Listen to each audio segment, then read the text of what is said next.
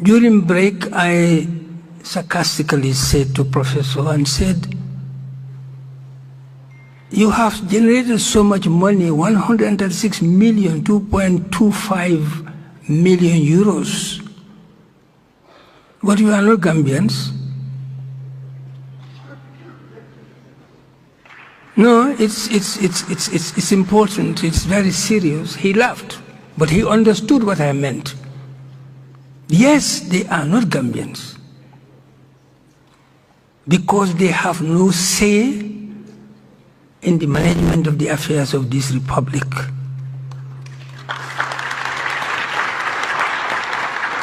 And that is what we should be talking about. Non-Gambians committedly generated $136 million for investment in view of development in its diverse forms in this country, but they have no say in this country. What do I mean by they have no say in this country? I know some of you understand what I'm saying. There are over 200,000 Gambians outside this country who are contributing committedly to the development of this country, but they have no say as to how the affairs of this country are managed. They are disenfranchised. Like we in the protectorate were disenfranchised until 1960. Elections were being held in this country up to 1960, but people outside the urban area, Banjul and its environs, were not empowered to vote. That was colonial.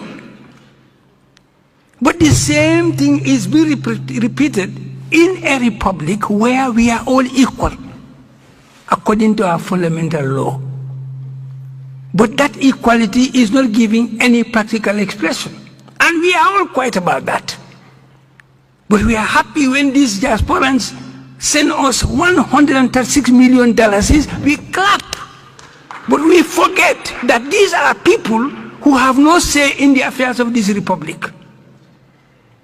What do we do to bring that to an end? For me, that is the issue.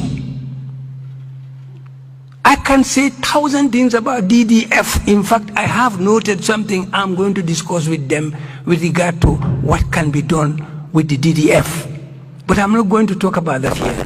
What I'm concerned about is these people are Gambians, and they must be recognized as such by giving them what you have and they don't have. We know it, but we are all quiet about it. This is the strangeness about this republic.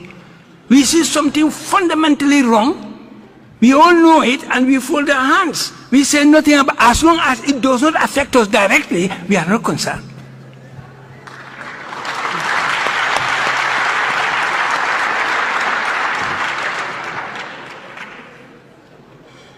My dear compatriots, it is time we changed. It is time we became a real republic.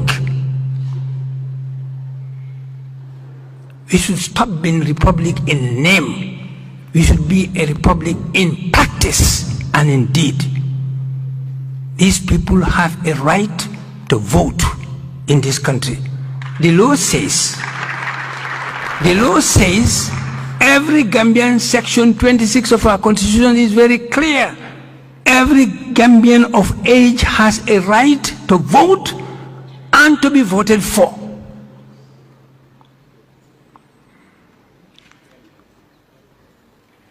All these people who are generating this fantastic sum of money are above 18 years.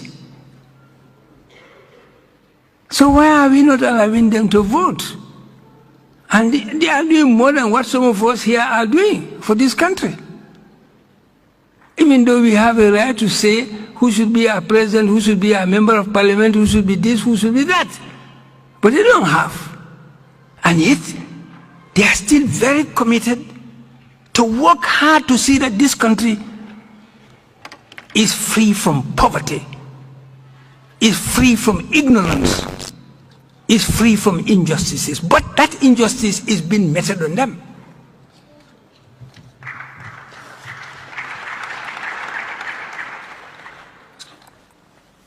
So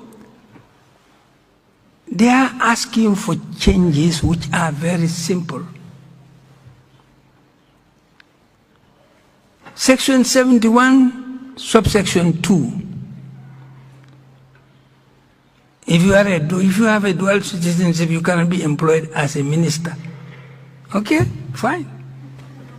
This is Gambia. They just see little things, they refuse to look at things globally.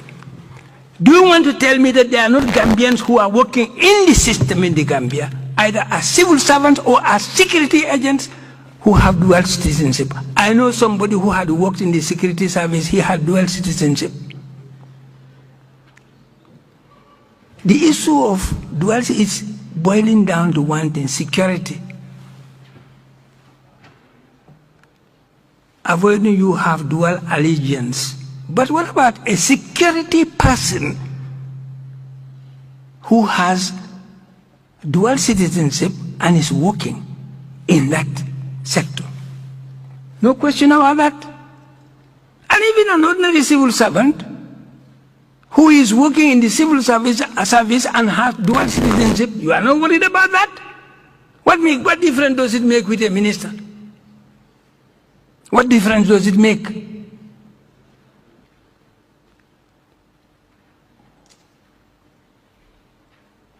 Same for section 90, subsection 1.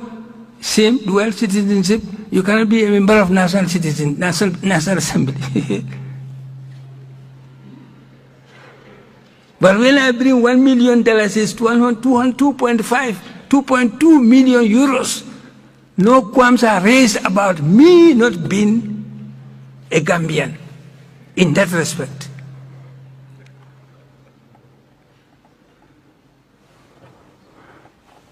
Well, I'm not going to take much of your time. I just want to raise these issues for all of you to know. I have been working with these people for years on this issue. At the back of your program paper document, you will see the issues raised there. We have been working on them for years to no avail.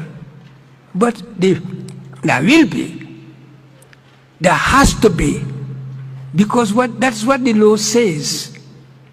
It's only this country whose citizens, when they are outside the Gambia, don't vote. You know, Senegalese, when they have elections, they vote here. Guineans, they vote here. Others, they vote here. But ours, in Senegal and elsewhere, they don't vote, because we don't see them as Gambians with the same right as we who are in this republic. Ladies and gentlemen, I think what I have said is enough for you to go and think about. It is our collective responsibility to see that what the law says is implemented in our common interest. Anybody who is denied of what we have, it is our duty to make sure that person also enjoys what we are enjoying. If you don't, then we are bad citizens. Thank you very much.